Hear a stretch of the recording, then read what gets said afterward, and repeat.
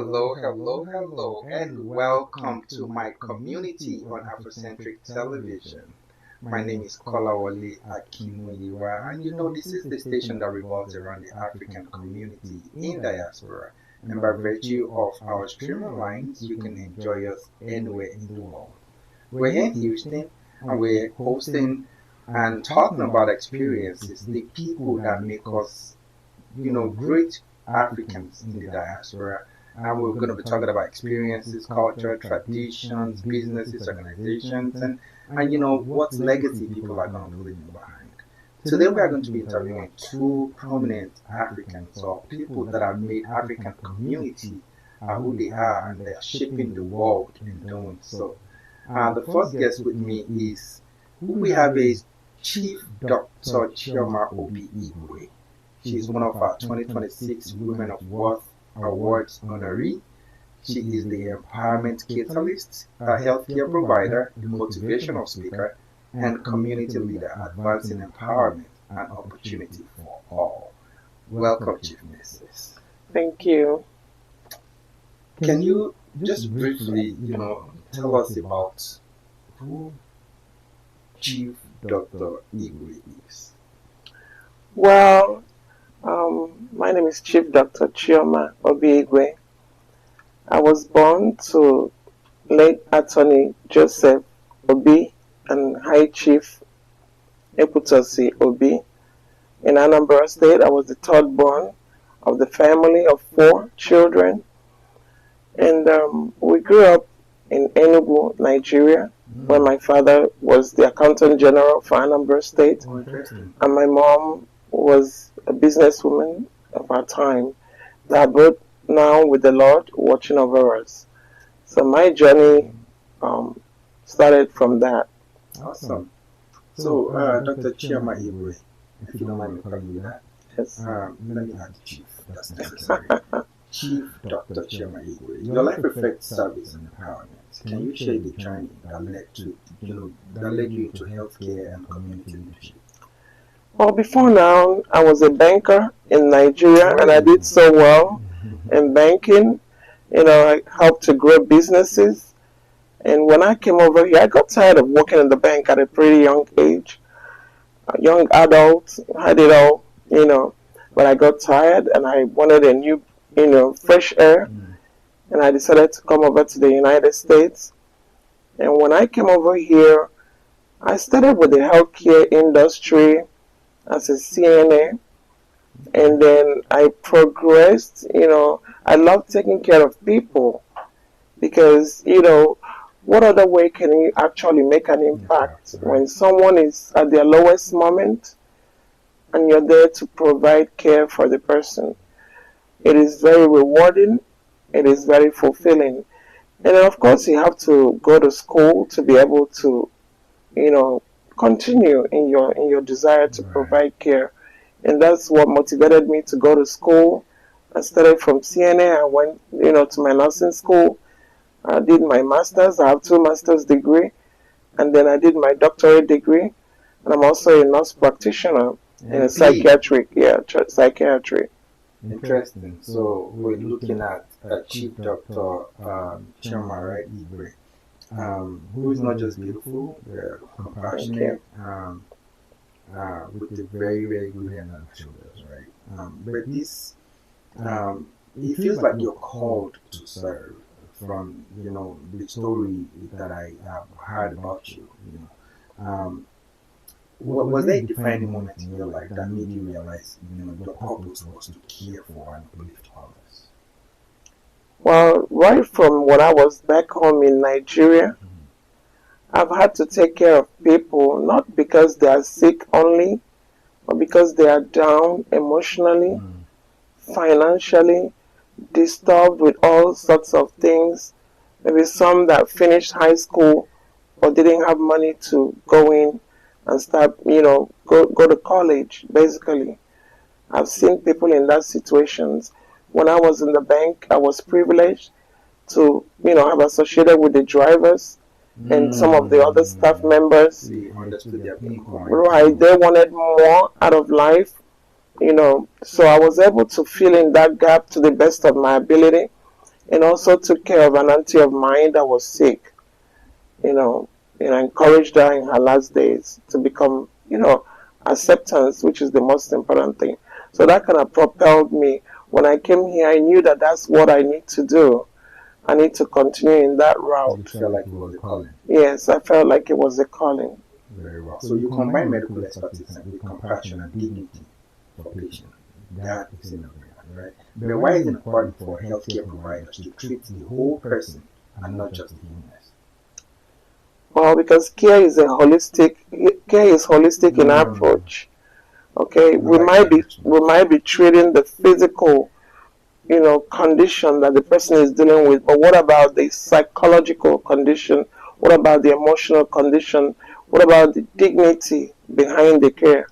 It all encompasses into one, being able to provide care, quality care that are unbeatable, having the patient in mind, knowing that whatever thing you do at that moment may leave a long, impact with the patient. That's his heart. So beyond the illness, it's always good to affect their lives positively. So that because you might there's no telling, you might be the last person they see. When Definitely, like you said, even until the last time you was in out or something. Yes. Yeah. So your work focuses strongly on empowering the less privileged. Strongly. What inspired that passion, and how have you seen lives transformed through your efforts? Well, people have dreams. Sometimes they are not able to achieve these dreams because they need direction.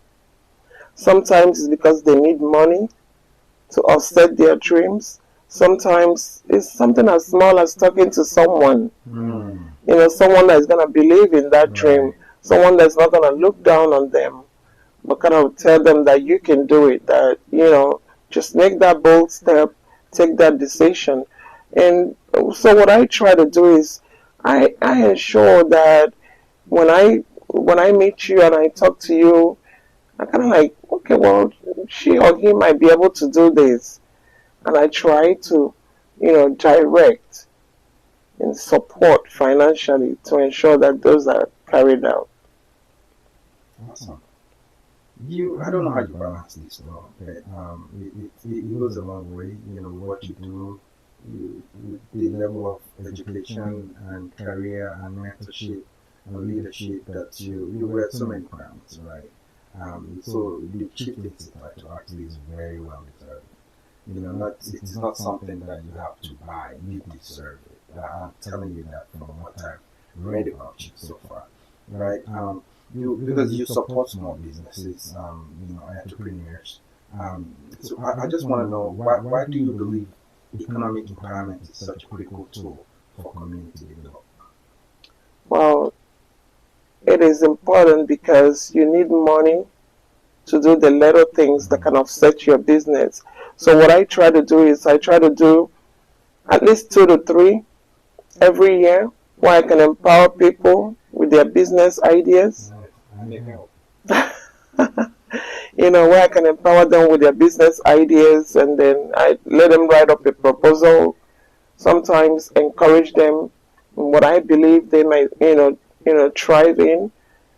And because if they don't have money, they may not be able to do little things like make calls, pay for the business outlet, depending on what they're doing, or even buy their products. So how do you balance, if my memory serves me correctly, you are a mother of 7 twins, right? You're a wife, of course. Incredible, right? But tell me, how do you balance the family life with your professional and community engagement and responsibilities? Well, I'm a mom of 2 sets of twins, 2 beautiful girls, wow. 2 handsome boys.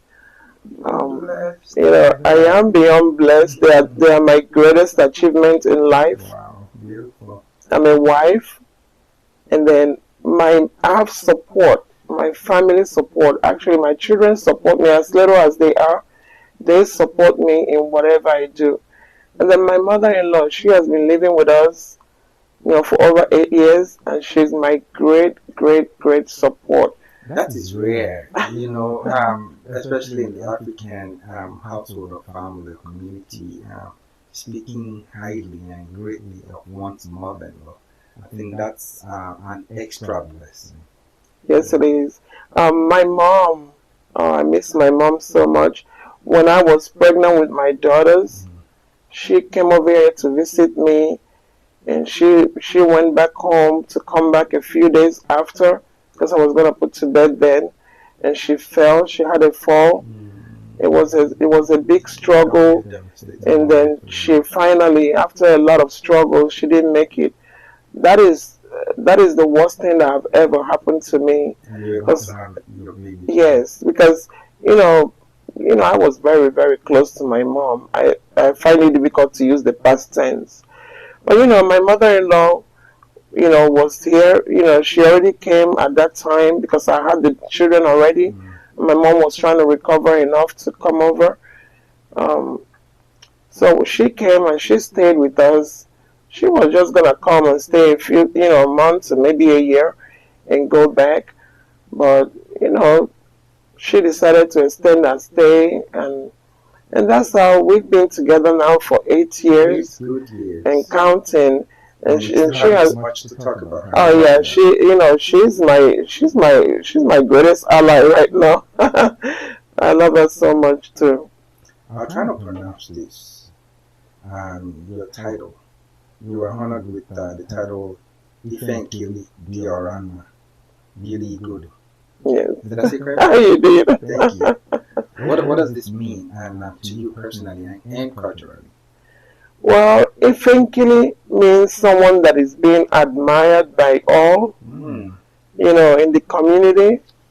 Admired for, like you said, not just the beauty, but the brain, the hard work, the service to the community. Mm. Um, So it's evident. yes, so I try to do the best that I can. And when I was called, nominated for that chieftaincy, I felt it was well deserved, and yes, I accepted it. Beautiful. Well deserved. And so as a distinguished woman of worth that you are, what message would you give to African women in diaspora, that are striving to lead and make a difference? Well, to the women out there, if we can all work together, because I see women doing things on their own. Mm. Yeah. You can do things on your own, no doubt, but together we're stronger. Stronger. Mm. If we can try to build each other up and not tear each other down, the sky will just be I our love that. beginnings. I love that. I love that. Many leaders draw strength from deep personal values such as faith, but what keeps you motivated when the work becomes very challenging? Because I know for sure we Africans, we are somewhat entitled, and then we can be hard to work with. So what keeps you motivated? Well, I'm not entitled. I'm always grateful for every opportunity, you know, and God is my greatest, motivator. Salute to that. Because without God, you can actually not achieve anything in life. God is the beginning and the order of our life. He knows us even before we were born. He knows what we can become, and He knows how we're gonna end up. So every day I tell Him, well, this is another day you've made. You already know what it's gonna be like. Continue to direct me, and I will follow whatever you You lead. put God first in everything you've been saying so far, God, family, career, then others, right? Leadership, mentorship, all of those things. From your perspective, what are the biggest challenges facing African communities in the diaspora today? I'm not talking about just women, I'm not talking about men, I'm talking about the African community in general, especially in healthcare and the economic opportunity. Like I said, if we all come together and work together, everybody have their own strength and their own weaknesses. And my weakness may not be your weakness; it may actually be your strength. You can If we can, complement yours. if we can collaborate, we'll do a lot of things together. I agree. I agree. What role has mentorship played in your journey? Because people think when you mentor people, it's draining. They refuse to understand that you can also learn from the people you're mentoring, right? So in your journey so far, what role has mentorship played in your journey, and how important it is for the next generation of leaders?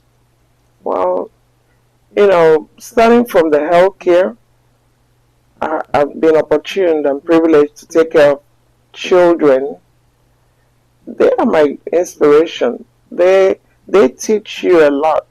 Regardless of all that they're going through, they're still able to smile, play, joke with you. The ones that can talk with you. And they inspire me a lot. Okay? And then coming to the people that are growing, everybody has something to bring to the table. We all do. It doesn't matter who you are or what you do and at what level. You said everybody has something to bring to the table. But we're looking at this new generation, this Gen Z. I'm just smiling already. I think you know where I'm going with this, right? We see this Gen Z coming up. They truly don't want to do too much. Let me just do it this way. What advice would you have for young people that want to pursue careers in healthcare, while still serving the community? Let me not focus on the Gen Z. Well, exposure. Because, how are you going to like something you're not exposed to? Okay, do we do enough workshops? Do we do enough talk? Do we try to get in their own way of life to be able to impact that knowledge? Okay, if you don't, remember we were all young adults like they were. Right. We had our own ways, which our parents probably were trying to understand at that point. Okay, so we should actually be more open to them, understand them, the way they talk and reason about things. Get in that mode so that you can teach them actually. You are known to be an empowerment catalyst. My understanding of catalyst is quick reaction, right? What does true empowerment for you? What does it mean to you? Well, for me, I think no, it's not an end.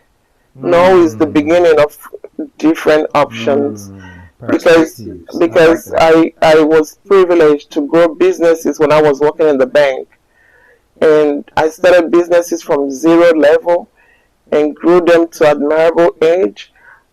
I had a customer of mine that the husband did everything for, and unfortunately the husband was sick and passed all of a sudden, and she didn't know what to do.